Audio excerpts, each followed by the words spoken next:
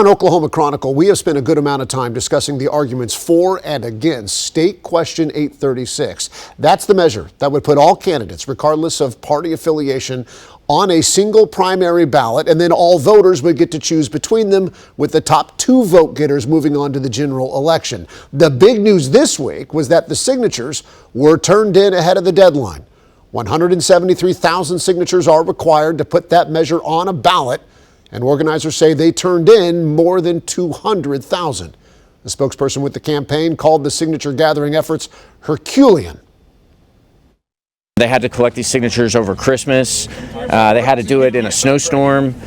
And so, kudos to them on just a great job getting out in the communities across the state, getting these signatures, doing it in the freezing cold, and then, of course, getting them to where we are today. And you've heard from OKC Mayor David Holt on this very program come out in support of the initiative. He says it would lead to more pragmatic political campaigns, better leaders, while voices against it also on this program saying the change would actually restrict voter choice. If you poll Oklahomans, they talk about the economy and education and public safety and health care.